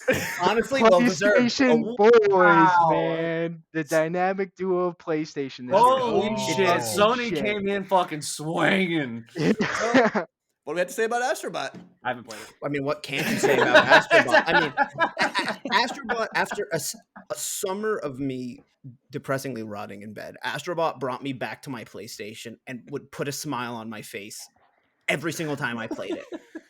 From the PlayStation history to just the fun music, which, by the way, the composer of Astrobot was my most listened to Spotify artist this year because I can't stop listening to Astrobot. I think I sent Yeah. Chris a Really good. Snapchat a couple weeks ago with me lying in a car wash watching the soap fall as I listened to I Am Astrobot. Bah, bah, bah. Like that game does nothing but put a smile on your face, and it is a love letter to PlayStation while being that's equally adorable. That's the perfect way to put it. Like, what a love letter to PlayStation. And this is another one I came late to. But I came to it just at the time of PlayStation's 30th anniversary rollout. And so, like, I'm booting up my PS5 with the PS3 theme in there. And I'm like, Yep. this is incredible, hearing all the sounds again, hearing the tab over sounds on PS3. And then I boot up Astrobot and I play a mission where I rescue all the infamous characters. I'm like, oh my fucking god. It's like, magic. what? It's freaking magic. I love that. That's incredible. And the thing that needs to be said about Astrobot, though, it's like, yes, it has like all the PlayStation history and all that, but they did a 3D platformer well. Like, Yeah. very well. Like, on the level where it rivals a lot of Mario games. Like, Yeah. There was a few people when after it first came out that I know wanted to shit on the nostalgia factor of it, and I think it was a little bit of Fuck a you, Kotaku. Fuck you. And Yeah, listen, cool. I Yeah. don't necessarily hate people's writing. I don't necessarily hate certain websites. I did do a whole didn't thread read it, about right. why that specific article had an incredibly wrong take, going back from like the first instances of not Astrobot, but the Astrobots, like the plurals, like the other ones you save, and how they started inside of the PlayStation 4 iCamera. Like, and yeah, maybe there was a little bit of a thing there where it's like, hey, this also came out like around the same week that Concord got canceled. So it's like, hey, listen, PlayStation had like a we're so back and a we're over moment in like the Yep. span of 3 days. Yeah. But like it doesn't, the nostalgia is there because of the lore of Astrobot and the idea that they live inside the PlayStation. And of course the planets where you would Right there. become other PlayStation games were honestly some of the best ones. oh, yeah. But 100%. it itself in and of itself is just a good 3D platformer, good Yeah. collectathon, and I can see the It's not balance. good. It's great. It's a genuinely great Oh, yeah. 3D platform. And I can see the balance of like, oh, a 5-year-old can finish this game, but an Yeah. adult will 100% it, and like it, like those fucking sacred symbols levels. letters can Yeah. can suck it. But Fuck like, those I levels, get right? why they're I did there. them all, but goddamn it. Yeah. I did all of them except the it's- one where you need the huge ladder for. I might Right. just one day just Oh, have to. It's I did that. That's a literally tough one. it's literally that meme from the first Avengers movie of like, take away the suit, what are you? And Tony's like, billionaire, philanthropist, like lists Yeah. all his like achievements. It's like, take away the PlayStation, what are you? A great 3D platformer. Yep. Dude, the levels where you shrink down to fucking bite size and explore Yeah. the Ant-Man game I'm one. glad you Honestly, brought though, that. Ant-Man game one. I'm glad you brought Right. that up, Josh, because that's something I would label as a gimmick, and there's not a bad gimmick, and like there's No. like what 6 or 7 gimmicks like that when you go into a certain Ye- level and it'll yeah. do something Drinking like one, that. they only use that one time. Yeah, so They- there's more. And of I wish that one they all of used them more. are good. Yeah. Every single one of Yeah. them is really really good. The Yeah. shrinking Every one single- and the time pause, like the one where you could freeze time. I know that one you were Yeah. freezing. That Like, one's in lore, you were freezing time. But I looked at those mechanics and I was like, oh, if they ever make a game about like a Yeah. speedster, this is how it has to Yeah. be implemented. And then Oh, yeah. and there's that, and then there's the one where you become a sponge and you're putting out Yeah. fires. That one's That great. one rips, and then the game's like, hey, not only that, but here's Nathan Drake's pistol. Go fucking blast It's- it. weird. The it's- Leviathan axe. That Yeah, was dope. The Leviathan Yeah. Axe was great, but I think that what was so good about the Nathan Drake one is that it is a callback to hey, in Uncharted Oh, 4, yeah, you this all learn the has shooting tribute. mechanics by Nate being bored and shooting this little like Nerf gun, and so that's what he And- has yeah. for the Uncharted. Like Yeah. it is, it's so good. stuff like My that. only like honestly of those major levels, the only one that I'm not even gonna say I didn't like because it was great, but I was upset when I saw that one of them was Horizon because for a second there it looked like they were doing like roughly every generation. Like it was like, oh, Ape Escape would be PS1, and then like God of War would be PS4/5, and then Loco Roco would be the PSP, and Uncharted would be the PS3. And so like I was kind of hoping to see like maybe a PS2 specific one, but Right. Fair enough. I was surprised that the Ape Escape one was my favorite one. Like that it's I the hope- first one. might you have do. to It was my download Ape favorite Escape. one. Yeah. Oh, yeah. I was like jamming out to the Loco bro, the whatever Loco music. Roco music, The Loco Roco music, Yeah. and I'm like, it fuck, sucked. am I about to spend like $2 on these games on the PS4 version A on whole PS5? Like, $2. yeah, god Listen, man, damn, that's 2 man. Arnold Palmers and 2 cents change. Hey man, worth it. It is. Astrobot's great. And Fucking fantastic. And did And- anyone play the holiday levels? I Yes. haven't yet. So The fact that game is still going strong with free content and like Mhm. free updates all this time later. yeah, and like what I liked about those is that like there's a difference between the speed run levels and the challenge levels. Yeah. One is meant to be not necessarily hard, but we're going to test how fast people can do this, and you're going to see all your friends like we did with Astro's Playroom when the PS5 first dropped. What a weekend that Yeah. was. But Mhm. then like the challenge levels are more skill based of just like, hey, this is going to be the hardest thing we could come up with. That's the one where they're like, hey, we know we have these great gimmicks. Now we're gonna fucking break you with them. Yep. Yes. Like 100%. the fire one with the I can't remember. I know what exactly the one you're talking term about. the fire That one, fuck but that one. one. The game.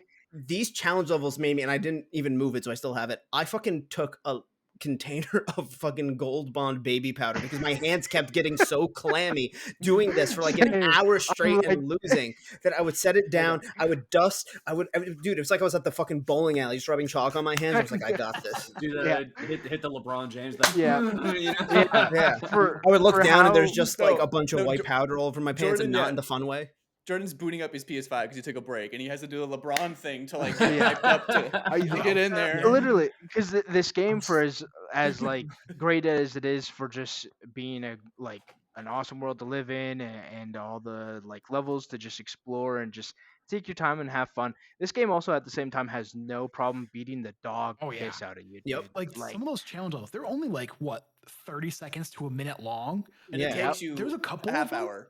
There's a couple. Yeah, Yeah. it took me like 30-40 minutes to beat because see, it's just You guys are like lucky because some of them took me an hour and a half because the music and the music and the visuals are so good when you're high, but those challenge levels when you're high, man, it doesn't match. It's not a good combination. And you're I was- and you're like motivated too because it's like, oh, that's Yeah. RE2 Leon Kennedy at the end of the level. Like, Yeah, yeah, right. obviously I'm I gonna had to spend beat 30 one of them minutes with, getting like- pummeled. Also, you Yeah. can see the end Yeah. because it's Yeah. so short. You're like, And you're like, I get just that. have to get past it. And I had to beat a couple of them with my stick drift on my original DualSense, like kind of messing me up. And I was just like, I'm gonna fight through. That's tough. yeah. hard mode. Yeah. Yeah. That's why I was so happy when because the final level where to get the platinum and to get the Yes. last bot to get the platinum I know. it's a brutal level because it's like three or four of those challenge levels put together. I'd say almost everyone. Like it takes stuff from the X, the circle, Well, I the was just square, more saying the in triangle, like length. all of like And yeah, like it takes a little bit of like all the elements from all those and then like combines them and Yeah. you'll keep going and then you'll like on your 15th try you'll make it to the next set and then you're like there's more. yeah, I there's almost there's wish no there was- checkpoints in that. I More. almost wish there was one checkpoint per challenge level. Like there were Right- some of them where I right was in like, the this middle. is getting a little bit ridiculous. Mm-hmm. Yeah. You could. And then- there should be an option to opt into checkpoints. Yeah. Oh, Yeah. Pretty cool. Anyway, the last like main point I want to make about Astrobot, at least for me personally, is that the devs had spoken out like if their team were to grow from this quote unquote success. I said that in quotes because I never know what the hell success is in video games anymore. Yeah. But Square Enix, nothing is. exactly my point. That they would still make smaller games. Yeah. And like this, yes, I would classify this as a smaller game, but it still took me like I want to say at least 12 hours. Yeah. Right. Oh, yeah. yeah. No, like That to me is a video game. Like I Oh, wouldn't yeah, say for that sure. short. I understand it's shorter in the like grand scheme scheme. echelon of of things. games that we have now. Yeah. But like if we were to get like shorter games and more frequency, like I would love that so much. Yes. Are you I kidding know. me? I Like want shorter games with worse graphics made by people that get paid more money to work less, and I'm not joking. Like that Yes, Sonic exactly. game, like for real. yeah. Yep. But this game also looks incredible. But I does. get the point. No, Yeah. and like Is everyone done with Astrobot praise? It's like this game's just fucking fantastic. I haven't Anyone played else? Anyone else? Play it. So Also, the I'm game gonna get there. has a Sly Cooper costume, so like I was all about it. I Right. wore that the entire fucking Love game, that. and I'm Yeah, not joking. let's talk about that hub world though, because like, man, when you can call all the Astrobots, nothing has ever made me feel like a "come to me, my X-Men" like more than Right, that. yeah. They just Yeah. follow you, and I'm like, Really I'm funny, a that's king. Mhm. I had one that got stuck behind a bush and he would not move, and I needed like it was the one where I think I needed like I don't know 50 or something, and I had To make the 49, ladder. and he was just like, Yeah. That's I'm when like, you, come that's when you on, hit him, and you just get him out of there. I had to, but he always got stuck. Yeah. I swear to God, it's the same goddamn bot. I swear to God. I was like, Team Asobi is just the king of just knowing how to utilize the dual sense. That's a Absolutely. good point too. Yeah. Yep. 100%. Yeah. So All the so bells and good. whistles.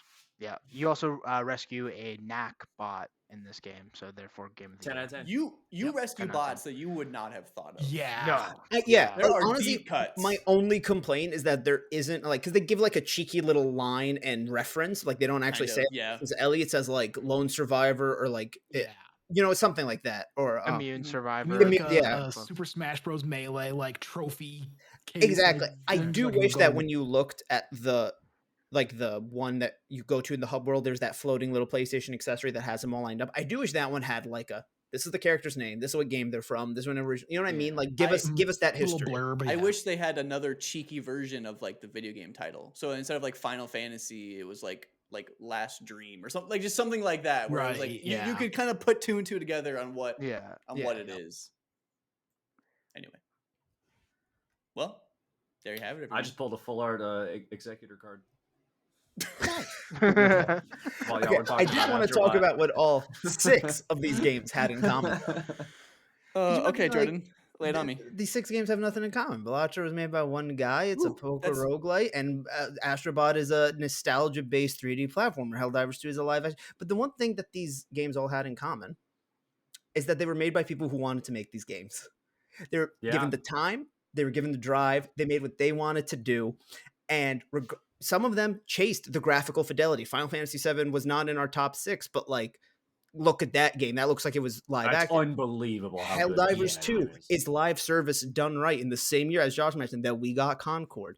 Astrobot is based off nostalgia, but that's not the reason those games were good. The games were good because people made them good because they were given the time. I want to just reference this Blue Sky post by Jason Schreier, who put up an article, and this is his little blurb before the article that he posted. He was like, "Why do video games cost so much to make these days? A recent New York Times article pinned bloated budgets on the graphical arms race, but that's only a small part of the equation. The real problem? Rampant mismanagement." You then get Josh Sawyer, who works over at Obsidian, was the director on Pentiment and other Obsidian games. Quote, not quote tweet. I don't know what what's the vernacular for Blue Sky. What are we using there? It's Not not kidding. Skeet. that. I'm not kidding. It's Skeet. It's No. Skeet. Yeah. I don't care. No. They're No. skeets. They're not Anyway. twigs. They're skeets. You're in the sky. You're skeeting. Josh Sawyer skeeted this and said it's pretty much all I'm mismanagement. gonna be scooting here pretty soon. Adopting new tech prematurely, mismanagement. Changing creative direction of production, mismanagement. Iterating on content 3+ times, mismanagement. Adding major features in production, mismanagement. Poor planning, failure to follow plans, all mismanagement. And then in the article itself, Schreier has a section where he says, games are going expensive because of mismanagement. Companies are chasing trends, making bad bets, lacking a clear collective vision. Inefficient workflows, technological shifts, and insecure executives can all be the cause of wasted time, which equates to higher budgets. We got Suicide Squad and Concord this year. I forgot about Suicide Squad, man. So I think so did WB, man. And it's like, look at those. Look at the games we have on this list. Look at the games that didn't make this list but were nominated elsewhere. Mm-hmm. Get the suits out of it. Let people who want to make games make the games they want to make, and let the success find them there. Jordan, I really wish I wasn't going to go through stats after that. That would have been a great way to end the podcast. But I'm going to go through some stats. Right. We could have some fun stats. All right. The first stat was some honorable the first mentions. stat actually was, hey, all of our winners are different genres. Like that, I just thought that was unique. That's very Western cool. RPG, card game, a fighter, first-person narrative action game, live service co-op PvE shooter, and then a 3D platformer. That was just, I don't think that's ever happened for us. So, right. 6 of our games were submitted only once. I don't have those games, but they're there. Third year in a row that my personal game of the year was only mentioned by me. Damn. It's the third year in a row that no one agrees with my case. What is it? What's the number one? What's Prince your of Persia personal one? Lost Crown. It's fucking incredible. Oh, What are you Lost talking I need to Crown. get back to that. Fucks, Yeah. dude. I haven't finished it, so that's similar That's to Indiana same. Jones. I didn't feel comfortable putting it on my list, but it I is. don't like It's. Metroidvanias, but that game's fucking like I, the epitome uh, of Metroidvania. I've got like a short list of honorable mentions that I wanted to touch on, and Prince of Persia's on that list. Okay, give me 1 second to get through these stats. Yeah, I was gonna wait. Least amount of games ever submitted since we implemented this method. Only 15 games were submitted. Like the last Wow. previous years, Huh. it was at least above 20. So I Oh, thought that was wow. interesting. That's interesting. Yeah. Yeah. Yes. So I think other years there was like more clear what the top 5 were gonna be, kind of what you had an idea, but there were Yeah. more like options to More what went on. variations. Yeah. Whereas this year it was less games, and I feel like more like I don't know what could be the game of the year. kind of Quality game. quality year for games, man. Tiebreaker methods even supplied a tie for game of the year. Like I said, so in the past I'll be like, was it submitted by more people? Both Helldivers 2 and Astrobot were both submitted by 5 people. And then I was like, okay, and the next tiebreaker after that is how many number ones did it get? Both of them got 2 number ones. Helldivers 2 was number 1 for 2 people. Astrobot was number 1 for 2 people. And then from there, I Damn. was just like, I don't see a fair way to break this up. So I said, we're going to give it a tie. So you're saying if I awesome. switched up my 2 and 3, we would have had a very different, because you were nagging me for those. Helldivers 2 being my number 1, I knew. I was struggling between 3 and 2 being Astrobot and Final Fantasy VII Rebirth. Like which went Wow. where? I still haven't played Wow. that yet. I need to.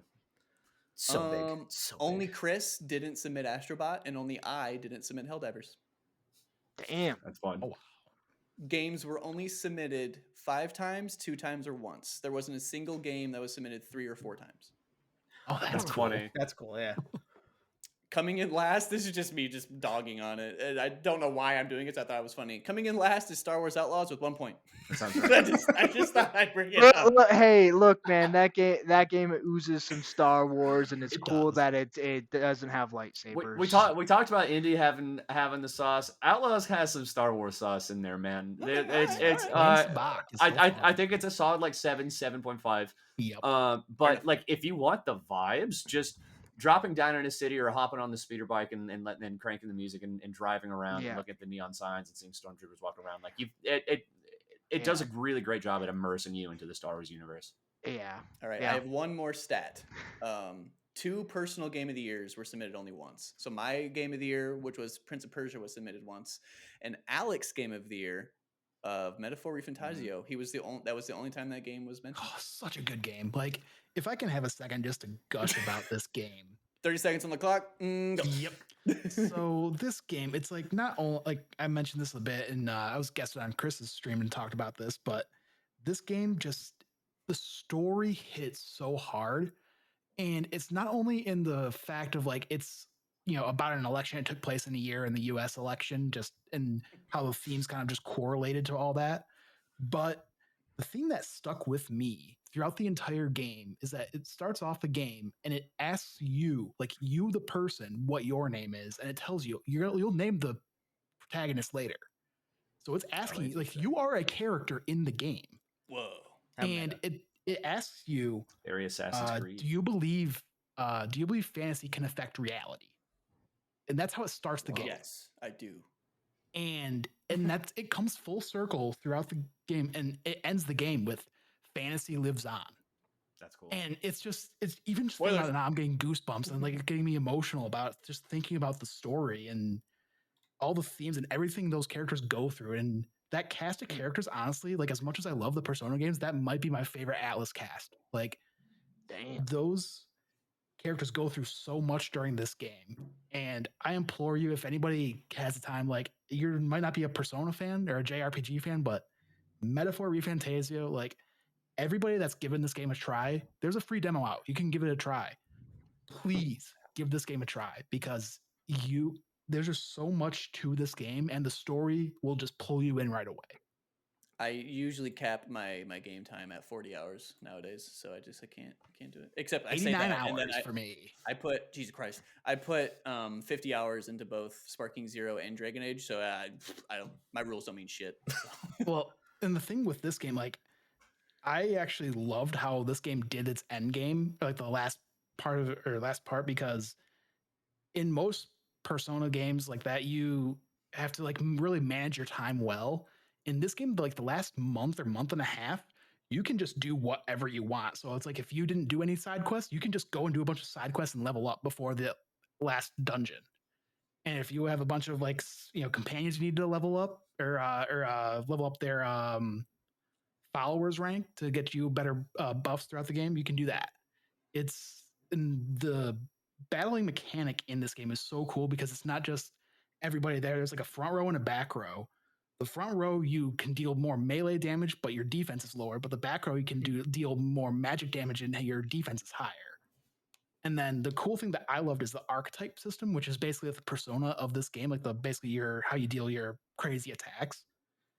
And you're not only limited to just one persona or one archetype. Every character, every party member can be any type of archetype that they want to be, or that you make them. And what's cool is that like so you could have like your person that's supposed to be like your tank, take all the hits. You can make them a magic user. And then what's really cool is with the archetypes, you can mix and match abilities from each archetype and make like one super buff archetype. Cool. Love that. So it's just infinite amount of customizability, and this game just rules. Give the free demo a shot. Yeah, I keep hearing nothing but amazing. I was just gonna type "wrap it up" in the chat. That's a joke. That's a joke. That's a joke. That's a joke. I just Great. Now Jeff Keighley's never gonna invite us, Austin. It's so good. Damn. Would I be able to lightning round some honorable mentions? Absolutely, go for it. All right, super quick. Some of these I did previously touch on in our 2024 in review stream over on twitch.tv/RumblePack92 live on Tuesdays and Saturdays. Come through. But I felt the need to give some of these a shout out here. One being Destiny 2 Final Shape. I think was the perfect way to wrap up the 10-year saga that Destiny has been working on. It was a banger on all counts, and I'm so upset that it did not even get like a look at Best Art Direction at the Game Awards, because that is the best art direction to come out this year. It's just fucking unbelievable how good looking that game is. Agreed. I also want to give a shout out to a late arrival for 2024, which is Marvel Rivals. Yes, which on my top 10. Which it was my number 5. Where I would have put Indie as well there if I had finished it, but I find it hilarious that in the same year that Conquered came out, another Overwatch game came out and just blew it fucking out of the water. Everyone I know is playing Rivals. I've dabbled in it. Like the new season just came out yesterday as of recording, and the Fantastic Four are fucking whip, dude. I've never played that style of game before, and even I've gotten roped into a few rounds of Rivals here and there. Yeah, and they do such a great job of representing the Marvel license and characters, and also being a really effective team shooter, and having that sort of approachability you don't see in a lot of PvP shooters, to where it's like you can engage as much or as little as you want to, which is really, really fun. And then my last one, which was on number 3 on my list, shout out to Warhammer 40K Space Marine 2. Yep. There's been a Gears of War sized hole in my heart for years and years now, and I think Space Marine fits that perfectly. Something we talked a lot about on my stream was this was a great year for games that are kind of like full packages after years and years of kind of getting like piecemeal stuff. And so 40K has a Space Marine has a fantastic campaign. It's got really, really great PvE and really, really great PvP. You can go in there, you can play dress up with your little Space Marine and make them look really, really cool. They're constantly adding more customization to it. It's pulpy and metal as fuck and gory and violent, and you get to have that same kind of interaction there because you're playing as Titus or a Space Marine for the Imperium. You get to have that same kind of engagement with understanding that you're the bad guys that you have with Helldivers, right? Like that community is all kind of doing the same stuff, to where you're talking about it's like, hey, I don't know about this thing that the Emperor is doing, and everyone else in that room is going to go, heretic, how dare you? It's that same level of kind of parody and jumping into the bit, while also just being like a really, really great like third person shooter. I played the first one and hadn't finished it. This second one, I was enraptured from the start to the end. It's such a tight campaign that plays with a lot of different mechanics and does some really, really interesting stuff, to the point where I now, prior never even having any interest in 40K, that game has turned me into a 40K mega fan. I'm all in on this shit now, dude. It is so rad. I'm about to start fucking painting miniatures. That's how much this game You drew me nerd. into the universe. Chris, your wallet. Don't do it, Chris. Your wallet. This is the only reason I haven't is I literally cannot afford to. So thankfully, my bank account has kept me from doing that. But if that's something that kind of passed your radar, give Space Marine 2 another shot. It's genuinely excellent. And again, in the same way that the PvE stuff has a live service element to it, and they're constantly adding new things to it. So there's always a reason to come back and get back into it and learn about that. So Space Marine 2, really good. I debated on putting it higher on my list. I sat there for about 20 minutes. Like, do I put it above Tekken? I was like, oh wow. man, like like that's how much I enjoyed this game. I almost put it over a fighting game. So I just want to go through quickly every game submitted, and then we're gonna wrap it up, boys. Yay! Sounds good. So, Star Wars Outlaws, 1 person. Woo! Destiny 2 Final Shape, 1 person. Marvel Rivals was split 2 people. Final Fantasy VII Rebirth was only mentioned by 1 person. I haven't played it yet. It would have been on my list. I guarantee you. Yeah, I guarantee it was would have been on my list. I haven't played it. Was number 6 on mine. Like there's so many good games on my list. It was so hard to put it that low, but stuff. 2024 was a rough year. I was really poor for a lot of the year. I missed out on a lot of the big games because I just could not afford them. Here. Okay. Yep. And then we had Space Marine 2, like Chris already said. Silent Hill 2, Josh and I both had that on our top 5. So we just had it low enough to where it didn't make the list. Dragon Ball Sparking Zero. I know Jordan played that, or Jordan had that on his list as well. Another honorable mention. Platinum games. I love Dragon Ball Sparking Zero. Another honorable mention. Has the sauce. You're playing an episode of the show every time you get into a match. Good. Game. It's the so what rad. ifs. So rad. It's so fun. Metaphor Refantazio, which Alec went off about, and then Prince of Persia: The Lost Crown, which is a Metroidvania that fucking rips because I don't like Metroidvania. Game fucking whips. Please play it. It's so good. Yeah, it whips. Sorry.